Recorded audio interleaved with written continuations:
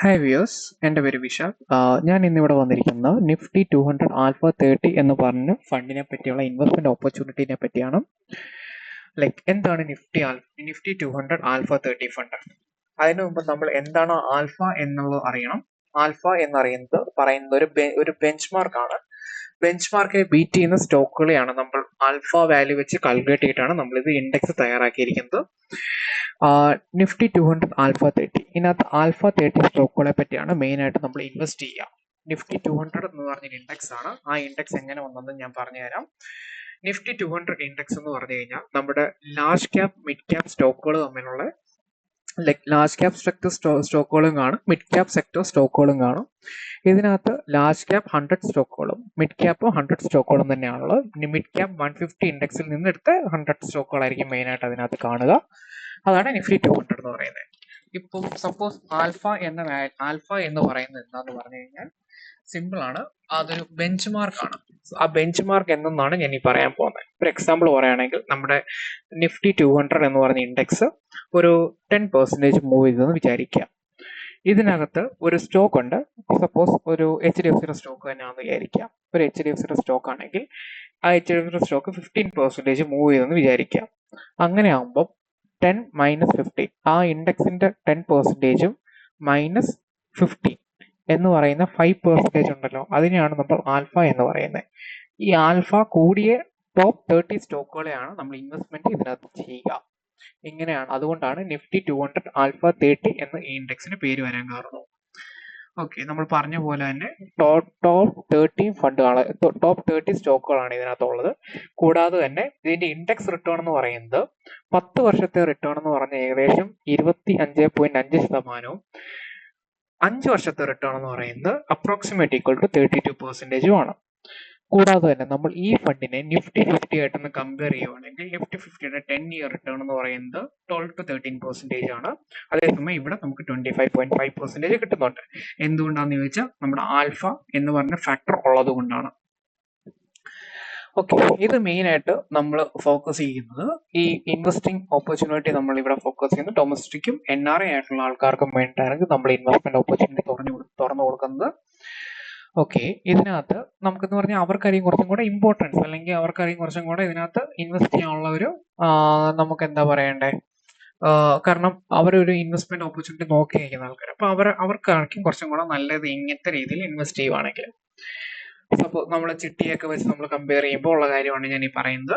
Okay, പിന്നെ ഇത് market plan ആണ്. എപ്പോഴും മാർക്കറ്റിലെ റിസ്ക് ആയിട്ട് വേണം തരുന്നതിനെപ്പറ്റി ഒരു ഡിസ്ക്ലെയിമർ പറയട്ടെ. ഞാൻ ഇവിടെ ഫിനാൻഷ്യൽ അഡ്വൈസറോ കാര്യങ്ങളോ അല്ല.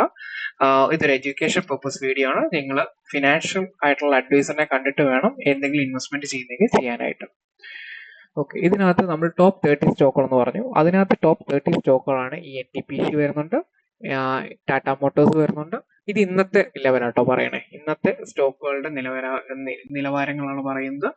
ടോപ്പ് ഗെയിനേഴ്സ് ആയിട്ടുള്ള സ്റ്റോക്കുകളും ഉണ്ട്, ടോപ്പ് ലൂസേഴ്സ് ആയിട്ടുള്ള സ്റ്റോക്കുകളും ഉണ്ട്. നോക്കിക്കഴിഞ്ഞാൽ മനസ്സിലാവും. ഇൻഡസ് ടവർ 2.57% താഴെ പോയിട്ടുണ്ട്. അപ്പോൾ ഇതിനകത്ത് നമ്മൾ ഓരോ സെക്ടോറിയൽ വൈസ് ആണ് ഇതിനകത്ത് ഡിസ്ട്രിബ്യൂട്ട് ചെയ്തിരിക്കുന്നത്. ഇതാണ് നമ്മുടെ സെക്ടേഴ്സ്. നോക്കിക്കഴിഞ്ഞാൽ മനസ്സിലാവും.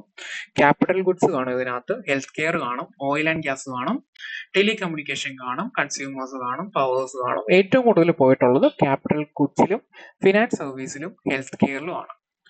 ഇതിനകത്തുനിന്ന് മനസ്സിലാക്കാൻ പറ്റുന്നത്. ക്യാപിറ്റൽ ഗുഡ്സ് എന്ന് പറയുമ്പോൾ നമ്മൾ അതിൻ്റെ അകത്ത് പോയി കഴിഞ്ഞാൽ നമുക്ക് മനസ്സിലാവും അതിനകത്ത് ഏതൊക്കെ സ്റ്റോക്കുകളുണ്ടെന്ന്. കണ്ടു കഴിയുമ്പോൾ BHEL, BHEL, BHEL, Cummins India, Siemens, Polycab, ABB, HAL, HIL, Hindustan aeronautical limited ആണത്. അപ്പം ഇത് ഡിഫൻസിന്റെ ഒരു സ്റ്റോക്കാണ്. ഇതും നമ്മൾ ഇലക്ട്രോണിക്സ് മേഖലയായിട്ട് ബന്ധപ്പെട്ടതാണ്. ഇത് ഭാരത് ഹെവി ഇലക്ട്രിക് ലിമിറ്റഡ് ആണ്. പിന്നെ ക്യുമിൻസ് ഇന്ത്യ, സീമെൻസ് എന്ന് പറയുന്നതും ABB, പോളിക്യാബ്, ഇത് 3 ഇലക്ട്രിക്കൽ സെക്ടേഴ്സുമായിട്ട് ബന്ധപ്പെട്ടിരിക്കുന്നതാണ്. ഇതൊക്കെ ലാർജ് ക്യാപ് സെക്ടേഴ്സ് ആട്ടോ, സീമെൻസ്, ABB ഒക്കെ. അതൊക്കെ ടോപ്പ് കമ്പനീസ് തന്നെയാണ്, മൾട്ടിനാഷണൽ ടോപ്പ് കമ്പനീസ് തന്നെയാണ്. അതൊരു ലാർജ് ക്യാപ് സെക്ടേഴ്സ് ഉള്ള ഒരു കമ്പനിയാണ്. ഇനി നമ്മൾ ബാക്കിയുള്ള സെക്ടേഴ്സും കൂടെ നോക്കുവാണെങ്കിൽ, സെക്ടോറൽ ഡിസ്ട്രിബ്യൂഷൻ നോക്കുവാണെങ്കിൽ, പിന്നുള്ളത് ഹെൽത്ത് ആണ്. ഹെൽത്ത് നോക്കാം, ഓട്ടോമൊബൈൽ നോക്കാം. ഓട്ടോമൊബൈൽ നോക്കുവാണെങ്കിൽ ബജാജ് ഓട്ടോ ഉണ്ട്, ടാറ്റ മോട്ടോഴ്സ് ഉണ്ട്, TVS ഉണ്ട്, മദേഴ്സ് ഉണ്ട്.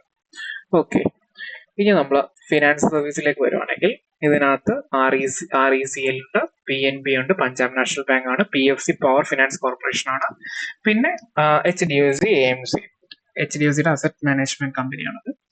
ഓക്കെ, ഇത്രയും കാര്യങ്ങളാണ് ഇതിനകത്തുള്ളത്. അപ്പം ഇത് സെക്ടർ ഡൈവേഴ്സിഫിക്കേഷൻ മനസ്സിലായല്ലോ.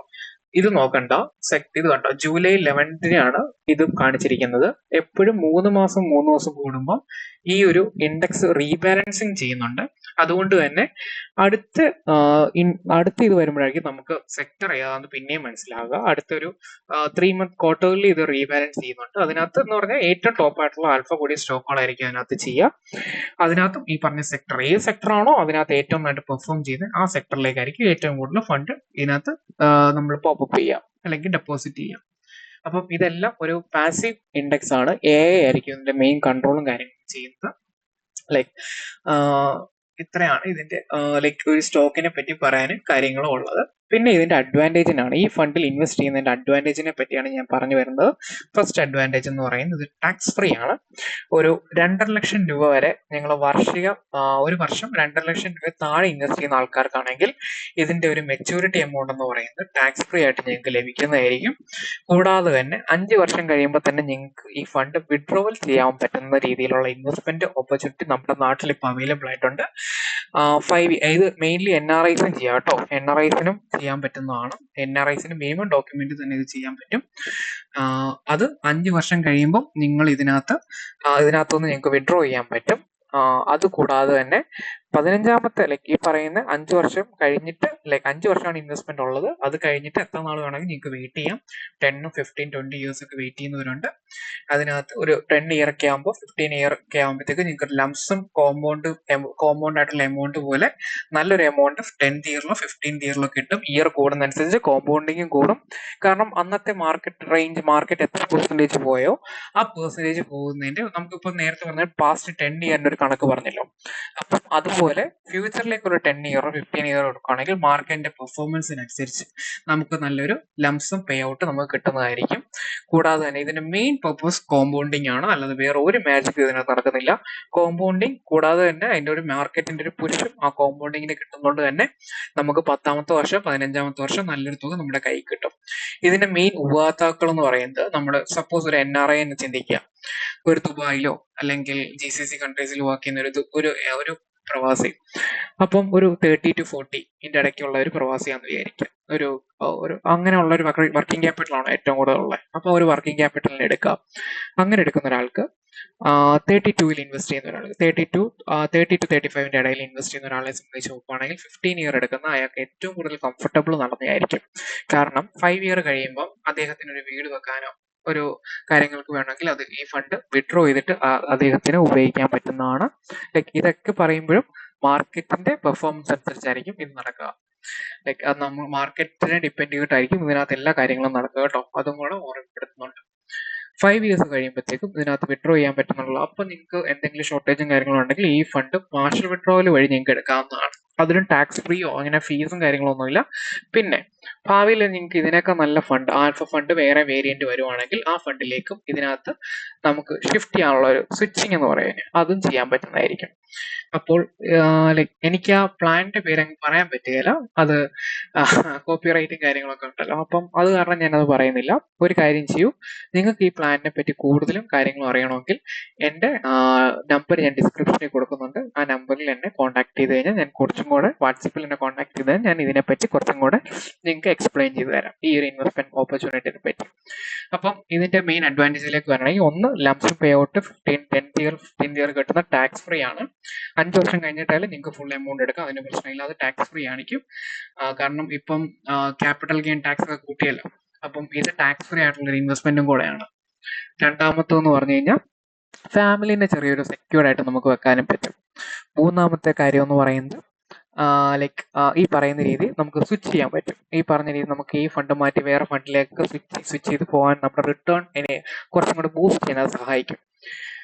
ഇത്രയൊക്കെ. പിന്നെ നാലാമത്തെന്ന് പറഞ്ഞാൽ അത്യാവശ്യം നമുക്ക് ബാക്കിയുള്ള MFനെ പോവുകയാണെങ്കിൽ അവിടെ കാണുന്നതിലെ കുറച്ചും കൂടെ ഒരു സേഫർ സൈഡ് ഇതിനകത്തുണ്ടെന്ന് വേണമെങ്കിൽ പറയാം. റിസ്ക് വളരെ ഇച്ചിരി കൂടെ കുറവായിരിക്കും എന്നേ ഉള്ളൂ. റിസ്ക് കൺട്രോൾഡ് ആണ്. എങ്ങനെ റിസ്ക് കൺട്രോൾഡ് ആണെന്ന് പറഞ്ഞു കഴിഞ്ഞാൽ മാർക്കറ്റ് മുകളിലോട്ട് പോകുന്ന സമയത്ത് അല്ലെങ്കിൽ മുകളിലേക്ക് കയറുന്ന സമയത്ത് ബുൾ റൺ എന്ന് പറയും. ആ സമയത്ത് ഈ ഫണ്ടിലെ മിക്ക സ്റ്റോക്കുകളിലും ഫണ്ട് പോയിരിക്കുന്നത് മിഡ് ക്യാപ്പിലേക്കായിരിക്കും ആൽഫ വാല്യൂ ക്രൈറ്റീരിയ പ്രകാരം. എന്നിട്ട് മാർക്കറ്റ് താഴത്തോട്ട് വരുന്ന സമയത്ത് എൻറ്റയർലി ഫണ്ട് ഷിഫ്റ്റ് ചെയ്തിട്ട് ലാർജ് ക്യാപ് സെക്ടറിലേക്ക് മാറ്റാനുള്ള ഇതുമാണ് ഇതിനകത്തുള്ളത്. അങ്ങനെയാണ് ഇതിന്റെ ആ ഒരു റിസ്ക് മാനേജ്മെന്റ് ഇതിനകത്ത് ചെയ്യുന്നത്. കൂടാതെ തന്നെ ഈ ഒരു ഫണ്ട് ഇപ്പോൾ 10 NAV ഇപ്പൊ അവൈലബിൾ ആയിട്ടുണ്ട്. എങ്ങനെയാ മേടിക്കേണ്ടത്, എന്താ ചെയ്യേണ്ടത് എന്നുള്ളതൊക്കെ എന്നെ വാട്സാപ്പിൽ കോൺടാക്ട് ചെയ്ത് കഴിഞ്ഞാൽ ഞാൻ നിങ്ങളെ ഗൈഡ് ചെയ്ത് തരാം. ഇത്രയാണ് എനിക്ക് ഇതിനകത്ത് പറയാനുള്ളത്. ഞാൻ പറഞ്ഞല്ലോ, ഇത് മാർക്കറ്റ് പ്ലാൻ ആണ്. നിങ്ങളുടെ ഈ പറയുന്ന രീതിയിൽ മാർക്കറ്റിൽ റിസ്ക്കും ഇതിനകത്ത് ബാധകമാണ്. നിങ്ങൾ ഇതൊരു എഡ്യൂക്കേഷൻ പർപ്പസ് വീഡിയോസിനെ പോലെയാണ് ഞാൻ ഇപ്പോൾ ചെയ്തിരിക്കുന്നത്. കാരണം നിഫ്റ്റി 200 ആൽഫ 30 എന്ന് പറഞ്ഞൊരു ഫണ്ടിനെ പറ്റി, അതിന്റെ ഒരു ഇൻവെസ്റ്റ്മെന്റ് ഓപ്പർച്യൂണിറ്റിയെ പറ്റിയാണ് ഞാൻ നിങ്ങളുടെ ഇവിടെ അവതരിപ്പിച്ചിട്ടുള്ളത് കേട്ടോ. അപ്പം ഇതിനകത്ത് എന്തെങ്കിലും ഡൗട്ട്സും കാര്യങ്ങളും ഉണ്ടെങ്കിൽ എന്നെ താഴെ കാണുന്ന ഡിസ്ക്രിപ്ഷനിൽ ഞാൻ നമ്പർ കൊടുത്തിട്ടുണ്ട്. ആ നമ്പറിൽ എന്നെ കോൺടാക്ട് ചെയ്ത് കഴിഞ്ഞാൽ ഞാൻ ഇതിനെപ്പറ്റി കുറച്ചും കൂടെ ഡീറ്റെയിൽ ആയിട്ട് നിങ്ങൾക്ക് പറഞ്ഞു തരാൻ പറ്റുന്നതായിരിക്കും. കാരണം ഇതിനകത്ത് SIP മാത്രമല്ല SWPയും കൂടെ നമുക്ക് ചെയ്യാൻ പറ്റുന്നതാണ്. SWP എന്ന് പറഞ്ഞാൽ സിസ്റ്റമാറ്റിക്കൽ വിഡ്രോവൽ പ്ലാൻ. പ്രവാസികൾക്ക് ഏറ്റവും കൂടുതൽ ഉപയോഗിക്കാൻ പറ്റുന്ന ഒരു പ്ലാനാണ്. കാരണം അതൊരു പെൻഷൻ കണക്ക് നമുക്ക് ലഭിക്കുന്ന ഒരു പ്ലാനും കൂടെയാണ് SWP. SWPയുടെ വീഡിയോ ഞാൻ അടുത്ത വീഡിയോ ആയിട്ട് ഞാൻ ചെയ്യുന്നതായിരിക്കും കേട്ടോ.